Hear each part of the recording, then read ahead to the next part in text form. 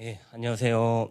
저 SK 쉴더스에서 MDR 서비스 팀을 맡고 있는 최종필이라고 합니다. 저는 이번에 해킹 사고 기반에서 MDR 서비스의 필요성과 실제 사례를 발표를 맡게 됐습니다.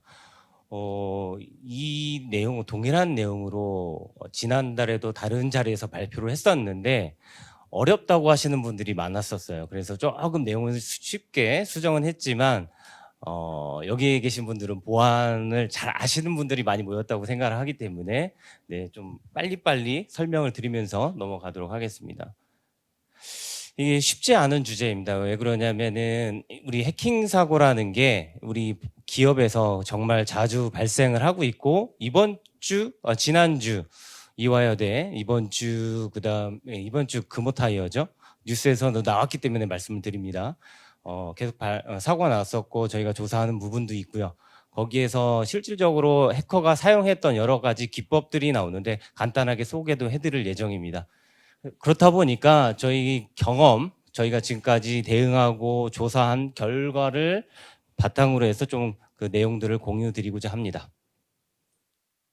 이 자료는 22년, 24년 외국이 아닙니다. 한국에서 발생한 주요 해킹 사고 분석 결과, 통계 정보를 가지고 좀 공유를 드리려고 합니다. 먼저 최근에 발생한 해킹 사고 사례 보시면은 가장 뉴스에서 많이 나왔던 게 골프전 랜섬웨어 감염 사고죠. 네, 개인정보 유출돼서 네, 가장 이슈가 됐었던 거고요. 그 다음에 오른쪽에 보시면 북한발 해킹 국내 조선업계 공격. 뉴스에서도 많이 나왔습니다. 네, 라자루스라든지 김숙희라든지 공격을 해서 실제 도면이나 자료 유출해가는 사건들 자주 나옵니다. 자주 나오고 있고요. 그 다음에 협력업체를 통한 랜섬웨어 감염 사고 우리 기업들 대상이 됩니다. 제가 22년, 23년 동안 올해도 마찬가지고요. 랜섬웨어에 감염돼서 정말 고생을 많이 하는 기업들을 굉장히 많이 봤습니다. 한번 걸리게 되면 정말 우리 공장이 멈춘 이번에 그 지방에 있는 대학교도 그래서 그 대학은 정부 유출이었지만 그 타이어 회사 같은 경우는 공장이 멈췄었죠. 이런 일이 계속 지속적으로 발생을 하고 있습니다. 국내 산업군별로 해서 침해 사고 조사 통계를 보게 되면 제조업이 압도적입니다. 왜? 랜섬웨어는 제조업 공장을 멈출 수가 있기 때문에 그렇습니다. 예전 정보 유출하고는 달라요. 그다음에 정비 서비스업, 금융업, 제약사들 굉장히 많아요. 제약사 중에 저희 고객분 빼고 거의 사고를 안 당한 제약회사가 없습니다. 정말 많은 제약회사, 바이오 회사 사고가 있었다고 보시면 될 것 같아요. 네. 요거는 해킹 공격 흐름도입니다. 여러분들 다 아시고 계시겠지만 간단하게 말씀을 좀 드릴게요. 이걸 전체적으로 제가 설명을 하려고 하는 의도는 아닙니다. 이걸 알고만 계셔도 굉장히 이해하시기 편하실 것 같아요. 일반적으로 마이터 어택 프레임워크에서 제시하는 공격 방식은 500가지도 넘습니다. 그걸 저희가 다 이해할 수도 없고요. 그런데 이것만 이해하시면 됩니다. 해커는 초기 침투하고 거점 확보, 권한 상승, 내부 정찰, 내부 이동, 지속 실행, 서비스에 등록해서 지속 실행을 하고 목표 달성, 정보 유출이냐, 랜섬웨어냐, 요 과정을 반드시 거치게 되어 있습니다. 어떤 해커라고 해도. 네. 그런데 너무 안타깝게도 이런 우리 네트워크 앞단에 있는 보안 장비를 우회하는 거는 너무나도 쉽습니다. 해커 입장에서는 너무나도 쉬워요. 그래서 쉽게 통과해서 들어왔을 때 우리 내부망 안에 그런 공격을 탐지할 수 있는 방법론이 뭐가 있냐. 여기에서 해커는 자기 모습을 드러냅니다. 결국은 권한 상승을 하기 위해서 엘사 스탬프 또는 미미카츠라는 악성 코드 툴을 쓸 수도 있는 거고요. 그 다음에 내부 정찰을 하기 위해서 스캐닝 툴을 또 사용을 하게 됩니다. 내부 이동을 하게 되고요. 이런 과정 안에서 반드시 해커를 탐지해야 됩니다. 그때 가장 효과적이었던 게 저희가 지금까지 계속 해보면은 EDR입니다. EDR은 가장 효과적으로 대응할 수가 있다라고 보시면 될 것 같고 마지막까지 해커가 목표 달성까지 갔다. 요거는 막질 못합니다. 네, 저희 과거에서 보면 반드시 막아야 되는 데가 권한 상승 내부 정찰 구간에서는 해커를 탐지해서 저희가 초동대응이 들어가야 됩니다. 자, 그러면은 저희가 지금까지 통계적으로 보면은 이거 한국 사례입니다. 다 한국 사례. 침해 사고에서 초기 침투할 때 어플리케이션 취약점, 파일 업로드 취약점, 웹쉘이죠. 웹쉘. 네, 내부 이동하는 것들, 내부에서 들어와서 이동하는 것들이 많은데요. 어플리케이션 취약점으로 들어오는 거 가장 많다고 보시면 됩니다. 웹 취약점. 네, 파일 업로드 취약점 가장 많았고요. 뭐 아파치, 뭐 익스체인지 취약점은 예전에 많이 있었고요. 뭐 이런 것들로 해서 간단하게 우리가 많은 보안 장비를 갖추고 있지만 쉽게 들어온다고 생각하시면 됩니다. 그 다음에 거점 확보하는 거 웹쉘, RAT, 프록시, RDP 네 많이 있습니다. 뭐 여러분들 뭐 RDP가 어떻게 거점 확보하는데 사용이 되나라고 생각하시겠지만 ASM이라는 거를 저희가 그 같이 서비스를 해드려요. EDR하고 MDR 서비스에서 ASM을 같이 하고 있는데 RDP 열려있는 회사, SSH 외부에 열려있는 회사, MSSQL 포트가 열려있는 회사 굉장히 많습니다. 네, 이미 다 열어놓고 시작하는 거예요. 해커 입장에서는 쉽게 들어올 수가 있습니다.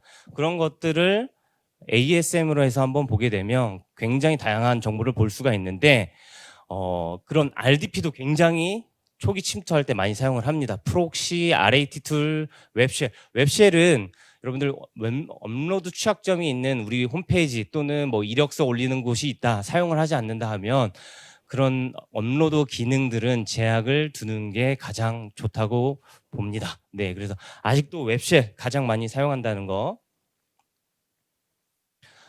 그 다음에 권한 상승하는 건데요.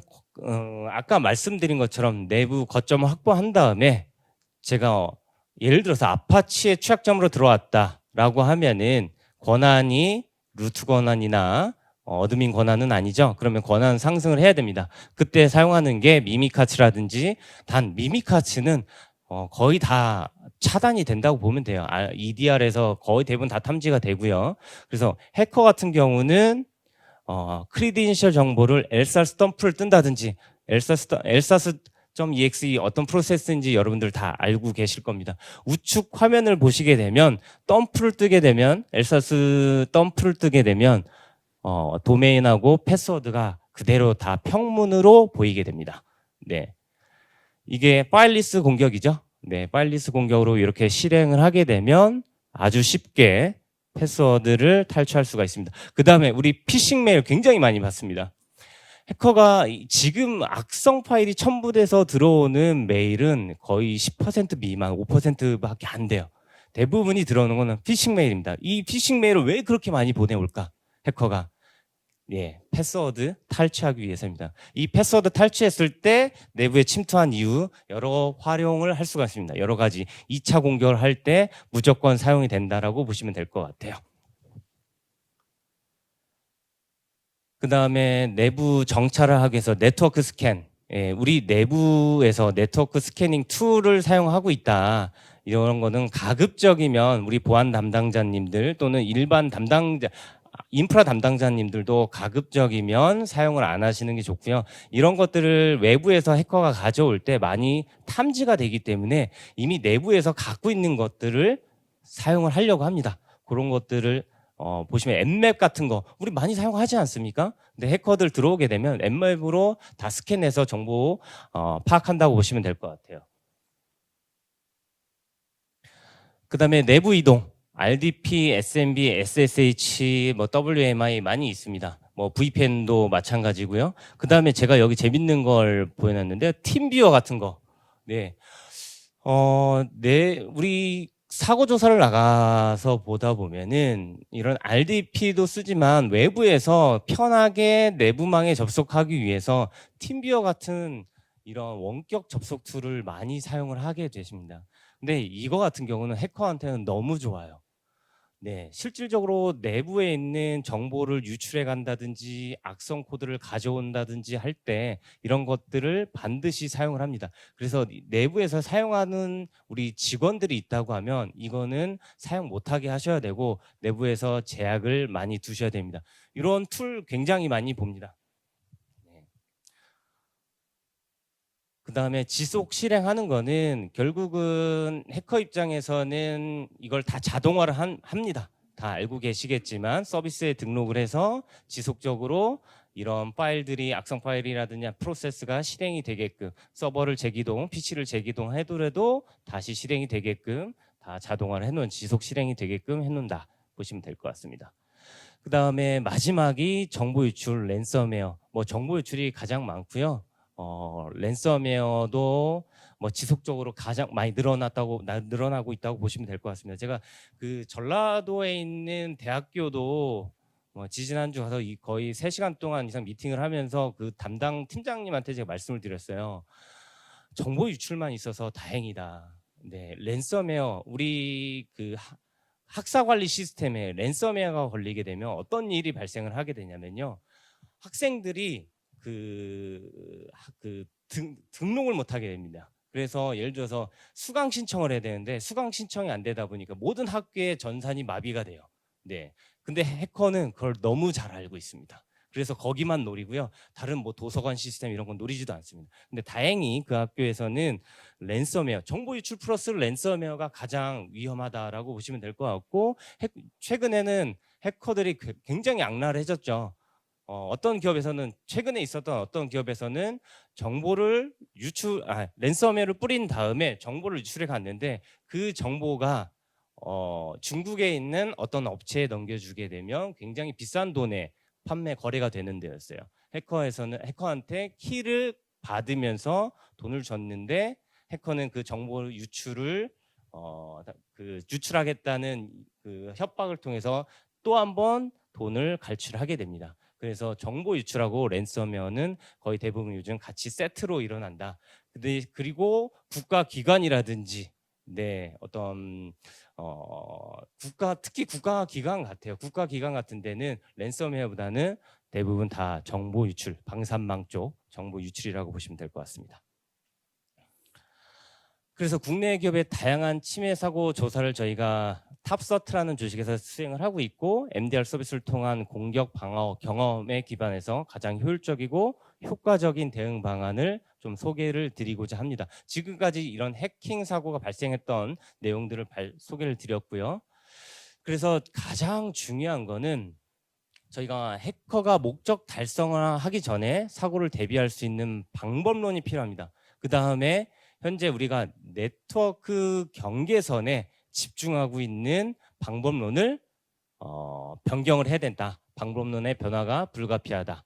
그래서 기존 방어 체계는 유지하고 공격의 벡터는 매년 증가하고 있습니다. 우리가 예전에는 웹, 이메일 이 정도라고 봤다고 하시면은 여러분들이 클라우드를 사용하는 만큼 해커도 공격하는 벡터가 다양하게 늘어났다고 보시면 될 것 같아요. 그다음에 OS 자체의 정상적인 기능을 악용하는 빈도가 점차 증가하고 있습니다. 탐지하기가 어렵겠죠. 백신에선 탐지도 안 되겠죠. 네, 이런 것들을 탐지할 수 있는 방법론이 필요합니다. 파일리스 공격이죠. 해커가 목표 달성 전에 해킹 사고 인지가 중요한데 그래서 저희는 네트워크 방어 저지선을 엔드포인트로 하향할 필요가 있다. 그다음에 공격자 관점에서 침해 사고 가능 포인트를 상시 진단해야 된다고 봅니다. 이건 굉장히 중요한 포인트고요. 제가 좀 이따가 말씀을 드리겠습니다. 전문 인력 지속 관리 및 사고 분석 역량이 필요한데 우리 일반 기업에서 이런 엔지니어를 두고 자체적으로 관리 운영하는 게 쉽지가 않습니다. 이런 부분에 대해서는 저희가 지원을 해드리도록 하겠습니다. 그래서 저희 SK 숄더스 침해 사고 대응 방안에서 가장 핵심적인 것들, IPS, 와프, UTM 이런 거는 넣지 않았습니다. 왜? 탐지가 되더라도 대응이 안 돼요. 저는 여기서 대응하는 방법론에서 말씀을 드리고 있습니다. EDR, XDR, 그 다음에 침해 진단. 제가 침해 진단 서비스라고 하는 거는 ASM입니다. 그 다음에 이메일 네트워크 APT. 저희는 이 솔루션들을 가지고 외부로 정보가 유출되는 피싱 메일에 대해서 차단을 하고 내부에 침투가 되더라도 EDR, XDR로 차단하고 대응할 수 있게끔 했고 그 다음에 사전에 저희가 침해를 진단해서 해커가 들어올 수 있는 입구를 사전에 차단하겠다는 게 저희 방법론이다. 가장 효과적이고요. 저희가 6개월 도입 이후 6개월 안에 대부분의 공격이 많이 차단되고 아예 해커가 오질 않아요. 왜? 이미 이렇게 세팅이 안 되어 있는 회사들로만 해도 공격을 해도 해커 입장에서는 쉽게 ROI가 나옵니다. 어떤 말씀이냐면 간단하게 공격이 됩니다. 그런데 이렇게 세팅이 된 회사들 같은 경우는 공격하기가 쉽지가 않아요. 이미 입구를 다 차단해놨고 들어오더라도 해커 입장에서도 굉장히 재밌는 사례가 있는데 해커도 들어오게 되면 EDR이 있으면 내가 발각이 됐구나라는 것도 해커도 압니다. 그래서 저희가 거의 같은 시간대에 서로 대응 조치를 하고 있는 것도 굉장히 경험이 많아요. 그렇기 때문에 해커가 들어오더라도 쉽게 내부 확산까지 갈 수가 없어요. 이 부분이 굉장히 중요하다고 보시면 될 것 같아요. 그래서 MDR 서비스 도입 목적 및 효과에 대해서 말씀을 드리겠는데 이 MDR 서비스라는 게 정확하게 어떤 건지 잘 모르시는 분들도 있을 것 같아요. 그래서 보안 고도화 솔루션이라고 우리가 볼 수 있는 EDR, APT 솔루션, 그 다음에 XDR, ASM, 여기 제가 NDR은 안 넣습니다. 뭐 NDR도 마찬가지고요. 이런 고도화 솔루션을 가지고 스레드 헌팅 서비스를 해드리고 저희가 TI를 가지고 그런 위협 정보로 우리 회사에 접근하는 해커의 공격자 그룹을 분류해낸다. 그런 서비스가 MDR 서비스라고 보시면 될 것 같습니다. 근데 도입 목적은 침해 사고 예방 및 공격 방어입니다. 공격 방어, 보안 강화하는 목적도 많이 계시고요. 그 다음에 도입 효과, 이미 진행, 침투한 위협을 빠르게 탐지하고 정확, 신속, 능동적으로 대응한다. 그 다음에 위협 체류 시간을 단축한다. 위협 체류 시간을 단축한다는 건 뭐냐면 탐지해서 차단해서 해커가 공격을 사이버 킬체인을 끊어내는 거라고 보시면 됩니다. 기존에 우리 전형적인 네트워크 기반의 장비로 이런 걸 할 수가 없었어요. 아까도 채용 매니저님이 말씀을 해주셨는데 거의 최근 2년 동안은 가장 화두가 되는 건 EDR입니다. 왜? 예전에 EPP, EDR 많이 경쟁이 있었죠. EDR이 좋냐, EPP가 좋냐. 근데 왜 EDR로 확고하게 됐습니다. EDR로 해서 디텍션 리스폰스를 할 수가 있기 때문에 그래요. 백신하고 EDR하고 뭐가 달라요? 라는 질문을 많이 하십니다. 뭐 여러 가지 기능들로 많이 차이가 있지만요. 가장 큰 차이점, 리스폰스를 할 수 있냐 없냐입니다. 해커가 들어와서 해커를 탐지했고 해커가 체류하고 있다는 걸 알아요. 그럼 우리가 해커를 어떻게 거기서 대응할 수 있냐? 백신으로 할 수 있는 건 없습니다. 네. 그 다음에 이거를 고도화 지능화된 보안 서비스라고 보시면 되고 저희는 침해 사고 또 악성 코드 모의 해킹 전문가가 같은 팀으로 구성이 되어 있습니다. 되게 이상한 구조죠. 그래서 침해 대응 전문가가 위협 분석을 하고 정확하게 저희가 악성 코드 분석하면서 인베스티게이션을 한다고 보시면 됩니다. 그다음에 지속적인 스레드 헌팅을 하고 또 EDR, XDR 솔루션 전문가가 정책 설정, 운영을 대신 해드립니다. 그다음에 리얼타임 이벤트 모니터링 및 공격자 관점에서 침해 포인트를 모의 해킹 전문가가 점검을 해드리는 겁니다. 예. ASM을 갖고 한다고 보시면 될 것 같아요. 이게 MDR 서비스의 도입 목적이고 효과라고 보시면 될 것 같습니다. 이거는 악성 코드 분석한 이후에 침해 사고 관점에서 대응 방안이 필요하다는 걸 말씀을 드리는 건데요. 이건 네트워크 APT 솔루션에서 탐지가 됐던 사례이고 러시아로 RAT 툴이 설치가 되면서 인증서 정보가 탈취하는 거예요. 그 다음에 저희 담당자들이 어떤 걸 제안하냐면요. 권고를 하게 되냐면 EDR로 빨리 EDR 설치해서 조치하십시오. 왜? APT 솔루션 잘 탐지합니다. 네트워크 APT 솔루션 정말 저는 좋은 제품이라고 봐요. 그런데 탐지를 했습니다. 우리 내부에 보안팀이 있어요. 그 서버 어떻게 하실 겁니까? 서버 끌 수는 없잖아요. 우리 서비스하고 있는 서버인데. 네. 그때 EDR이 있으면 굉장히 효과적으로 해커의 프로세스를 끊어낸다든지 또는 어떤 서버를 잠깐 격리하면서 해커의 세션을 끊어낸다든지 여러 가지 방법론이 생깁니다. 그다음에 이건 이메일이에요. 이메일도 피싱 메일이 굉장히 많이 들어오기 때문에 저희가 이메일에 대한 우리 회사로 들어오는 피싱 메일 형태가 어떤 형태인지가 굉장히 중요해요. 최근에 정말 깜짝 놀랐던 거는 뭐 최근도 아니죠. 한 3, 4개월 됐습니다. QR코드가 들어옵니다. 이제는. 왜 APT 장비를 이메일 APT 장비를 우회하기 위해서 해커가 QR 코드를 보내옵니다. 그럼 QR 코드를 찍게 되면 그 URL로 접속하게 되는 형태라고 보시면 될 것 같아요. 그래서 해커도 굉장히 우리 회사를 침투하기 위해서 공격하기 위해서 다양한 방법으로 지능화된 고동화된 방법론으로 공격하고 있다. 거기에 맞게끔 우리 회사의 방법론을 만들어야죠. 네, 그거라고 보시면 되는데 이거 같은 경우는 그 대응할 수 있는 우리 운영 인력들이 내부에 필요하다. 그걸 저희가 대신 서비스해 드릴 수 있는 부분을 말씀을 드리고 있습니다. 네. 저는 이걸로 최근에 모든 고객들한테는 반드시 이게 제일 처음에 제안을 합니다. 예. 특히 사고가 났던 안 났던 간에요. 침투 전에 아까도 말씀드렸습니다. 해커는 우리 회사의 어떤 어플리케이션 취약점이라든지 모든 정보를 수집하게 됩니다. 특히 이런 취약점 진단이라든지 어떤 조치도 한 번 안 한 회사 같은 경우는 너무 많아요. 특히 한국의 ERP 그다음에 그 그룹웨어 같은 경우는 취약점 조치가 안 돼서 그냥 설치만 하고 사용하시는 기업들도 굉장히 많습니다. 그런 너무 취약해요. 자, 그런 걸 가지고 저희는 우선 침해 진단에서 해커가 들어올 수 있는 포인트를 찾아내고 차단 조치를 하는 게 우선적입니다. 그래도 해커가 우리 회사를 타겟팅해서 뚫고 들어온다면 EDR을 통해서 방어를 할 수 있다라고 보시면 될 것 같습니다. 그래서 침해 사고 포인트 점검은 제가 굉장히 강조해서 말씀드리는 건데 공격자 관점에서 점검 체계 공격자 관점에서 침해 사고 가능 포인트를 상시 진단해야 됩니다. 웹 취약점 진단, 인프라 취약점 진단하고 다른 부분이라고 보시면 될 것 같아요. 그래서 MDR 서비스 상세 내용이 있는데요. 저희가 운영부터 위협 제거하는 거, 상시 그 위협 대응 서비스, 그다음에 어떤 이상 행위가 탐지됐을 때 긴급 대응해드리는 서비스, 이런 형태로 전체적으로 서비스가 이루어졌다라고 보시면 될 것 같고 자료를 드릴 테니 요거는 자료에서 보시면 될 것 같습니다. 그래서 저희가 MS의 그 MD 솔루션을 갖고 실제 그 점검을 했을 때 이런 결과를 봤는데요. 특히 아까도 제가 말씀드렸습니다. 권한 상승. 여기 보시면 엘사스 덤프 뜨게 되죠. 엘사스 덤프 뜨는 거를 MD가 기가 막히게 또 탐지를 합니다. 그래서 탐지하는 걸 가지고 바로 담당자들이 조치에 들어갈 수가 있습니다. 엘사스 덤프 뜨게 됐을 때 아까 제가 그 패스워드 평문으로 보이는 거 말씀드렸었죠. 그렇게 되면은 저희가 분석해서 조치가 들어가고 그 다음에 내부 확산하는 과정. 네.